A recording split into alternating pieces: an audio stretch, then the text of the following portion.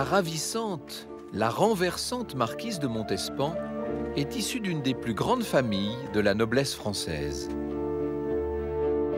Son père, le duc de Mortemart, a été gentilhomme de la chambre du roi. Sa mère, dame d'honneur de la reine Anne d'Autriche, la mère de Louis XIV. Deux des charges les plus importantes de la cour de France. Autant dire que petite fille, Françoise a reçu la meilleure éducation. Elle a 11 ans lorsqu'elle intègre l'abbaye aux Dames de Saintes sur la Charente, pour recevoir l'éducation de qualité qu'on y réserve à une douzaine de jeunes filles de très bonne famille. Bientôt, elle se fera remarquer par sa beauté, ainsi que par un air de majesté qui annonce quelque chose de royal. Toutes les femmes étaient influencées à cette époque par la préciosité. Tout le monde se donnait des surnoms tirés des romans.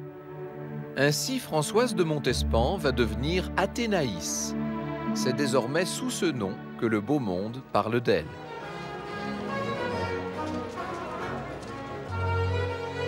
Athénaïs, tout en continuant de se divertir et de briller en société, va donner naissance à 2 enfants. Mais elle préfère clairement les plaisirs mondains aux contraintes de la maternité. Rapidement, son ménage se fissure. Athénaïs passe son temps à la cour, où elle est devenue dame d'honneur de la reine-mère. Elle est de toutes les fêtes que donne le jeune Louis XIV et continue à fréquenter assidûment les salons du Marais. Gouverner le roi par son esprit. Séduire le roi par son esprit. Non pas devenir la favorite, non pas devenir même sa maîtresse.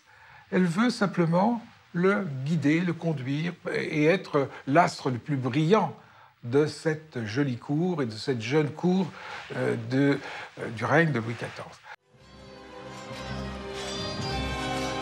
Mais à force de faire attendre le roi, Athénaïs risque de se faire supplanter par l'une de ses nombreuses rivales. C'est lors d'un déplacement de la cour sur un champ de bataille, où elle a été conviée à suivre le roi guerrier, qu'Athénaïs passe à l'action. Durant 3 nuits, elle tient compagnie au roi et agrémente son repos.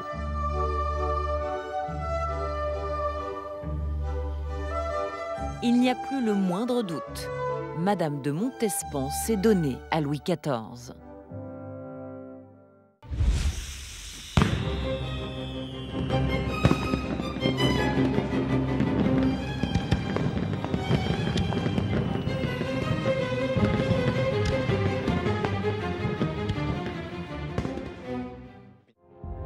À la cour, Athénaïs se vautre dans les secrets d'alcôve et dans l'intrigue amoureuse.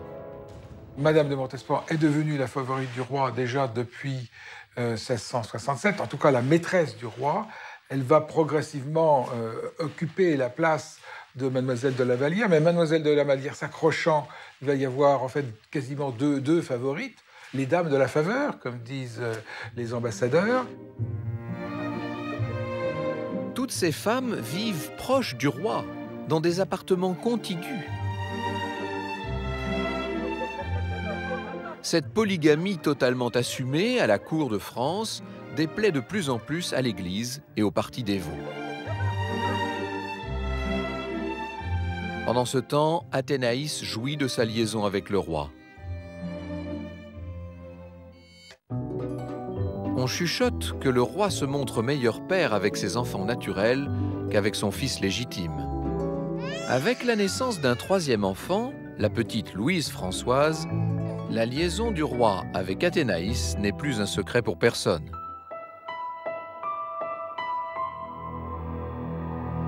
Aux yeux de l'Église, cette situation devient intolérable.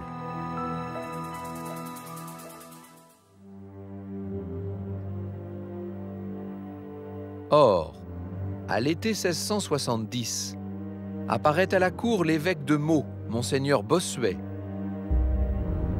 un des prédicateurs les plus influents de son temps.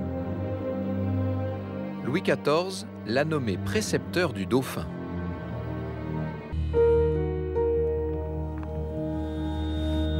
C'est à la Bibliothèque nationale que sont conservés les brouillons des sermons de Bossuet, dont certains comptent parmi les plus grands textes de la langue française.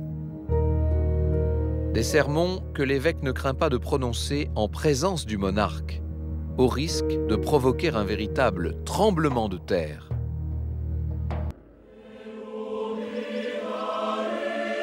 C'est alors que Louis XIV décide de légitimer les enfants bâtards nés de sa relation avec Athénaïs.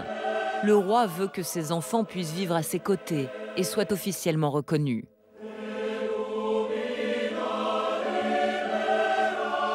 Le 20 décembre 1673, la légitimation est enregistrée devant le Parlement de Paris.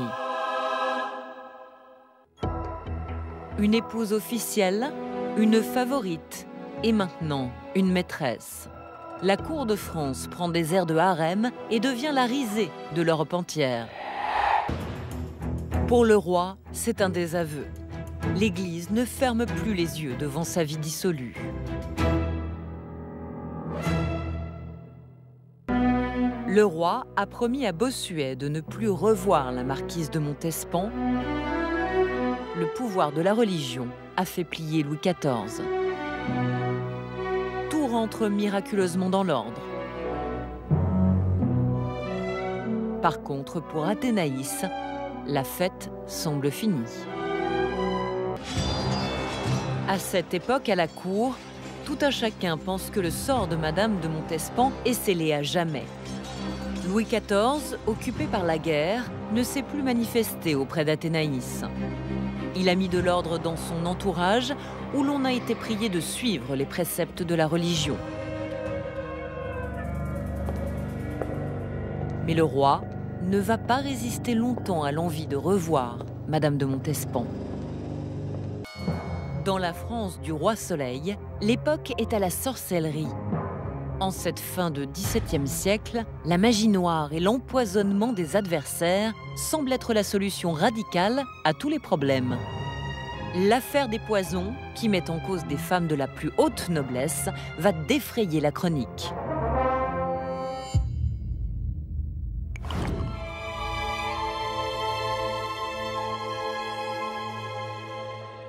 Alors l'affaire des poisons, c'est une immense affaire, c'est un procès qui va impliquer 200-300 personnes, qui va révéler aussi les bas-fonds de Paris et aussi les implications au sein de la cour. On arrête en mars 1679 des devins, devineresses, marchands de filtres, chercheurs de trésors, alchimistes, avorteuses, tout un réseau clandestin à Paris, au moins 400 personnes impliquées, et qui ont, parmi leur clientèle, des personnes de la noblesse de robe. C'est dans ce contexte que Mademoiselle de Fontanges accouche d'un enfant mort-né. Quelques mois plus tard, la belle Angélique, à son tour, meurt mystérieusement. On évoque alors des viols empoisonnés. On va commencer à dire que si Mademoiselle de Fontanges est morte si vite, c'est que Madame de Montespan, jalouse, l'a fait empoisonner. Lors des interrogatoires, les accusations pleuvent. En particulier, un certain abbé Guibourg, qui, interrogé, lui va dire qu'il a dit des messes sur le corps d'une femme qu'on lui a toujours présentée comme étant Madame de Montespan. Donc les accusations deviennent de plus en plus serrées, de plus en plus inquiétantes pour elle. Le roi ne peut laisser faire. Il faut éviter toute publicité à ces accusations. Une chambre secrète de justice va être créée, la Chambre ardente. On décide d'arrêter la procédure, de consigner sur des registres particuliers tous les faits concernant Madame de Montespan, toutes les accusations qui auront été dites au cours de l'instruction concernant Madame de Montespan, de les isoler. L'enquête se poursuit donc dans le plus grand secret. Madame de Montespan prenait-elle part à des messes noires? Aucune preuve, mais le mal est fait. Elle avait indiscutablement des liens avec les empoisonneurs. A-t-elle participé à des messes noires avec sacrifice d'enfants, comme le dit l'abbé Guibourg? Là, ce n'est pas totalement certain, mais le doute subsiste. En mai 1681, un comité secret se réunit à Versailles. Le roi ordonne d'extraire des dossiers toutes les pièces incriminant la favorite.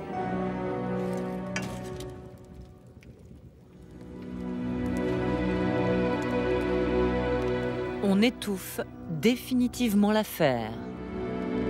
Louis XIV a détruit tous les papiers et ce qui reste, c'est des bribes d'interrogatoire dans l'affaire des Poisons. Chaque fois que le nom de Madame de Montespan a été cité, le roi a demandé au lieutenant de police qui était en charge de l'affaire de brûler les papiers. Donc on ne saura jamais. En tout cas, entre le roi et sa favorite, plus rien ne sera comme avant. Pensez-vous qu'il soit plaisant de songer que je buvais chez elle avec le vin qu'on m'y servait, de la poudre de crapaud, des rognures d'ongles et de la semence de curé, qui de surcroît m'occasionnait des maux de tête affreux? La vérité, sire, c'est qu'il n'y a plus rien de sacré dans le royaume. L'exemple des vertus ne peut venir que d'en haut. Maintenant que votre Majesté a établi la paix en Europe pour longtemps, ne serait-ce pas un grand dessein que de rétablir la dignité, la morale et la foi à l'intérieur du royaume? On ne m'a jamais mieux dit, madame. Avec l'affaire des Poisons, la fascination que Louis XIV ressentait encore pour Athénaïs disparaît complètement. Ses heures à Versailles sont comptées. Françoise approche désormais du but qu'elle s'est fixé.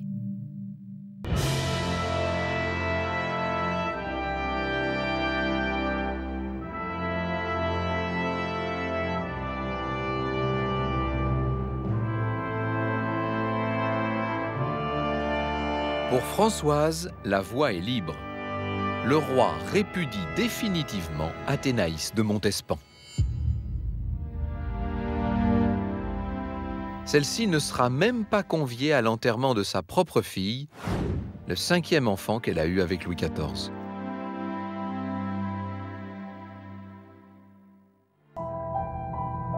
Pour la marquise de Montespan, Versailles est devenu d'un ennui mortel.